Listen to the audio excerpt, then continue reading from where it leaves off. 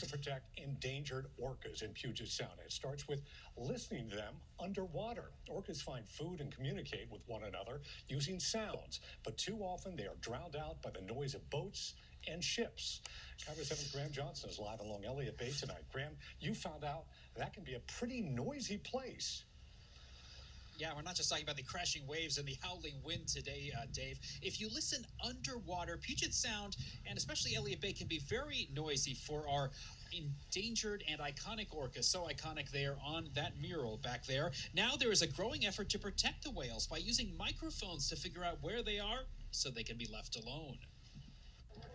You've seen Washington State ferries, but have you heard them from underwater?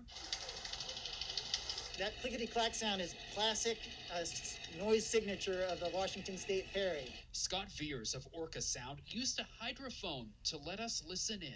It's basically just a microphone, except it's waterproof. Orca Sound has a small network of hydrophones that captures both the sounds of ships and the sounds of orcas. They're very chatty. They're almost always making sound. Orcas use sound to communicate with one another and to find food with clicks and echolocation.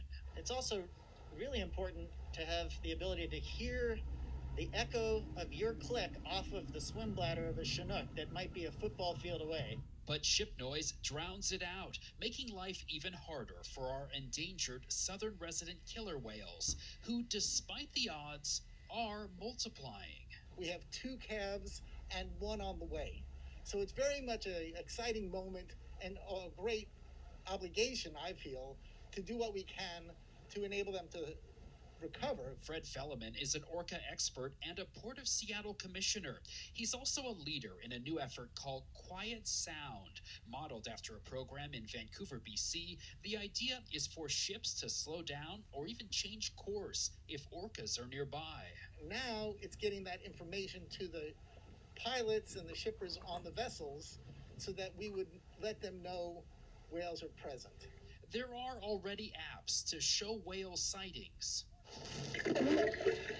Adding more hydrophones to find whales when no one can see them, and using artificial intelligence to listen and send reports is the long-term vision. So when we're sleeping, the machines will be listening. And some of that work is already in development. Now, I asked if there might be a problem if orca locations are widely shared with boaters, because, of course, people might be tempted to go and see the whales and then get too close. Commissioner Felleman tells me that is why it's important that enforcement authorities also have that information and that boaters are educated about the importance of leaving room for orcas. Live on the Seattle waterfront, Graham Johnson, Kiro 7 News.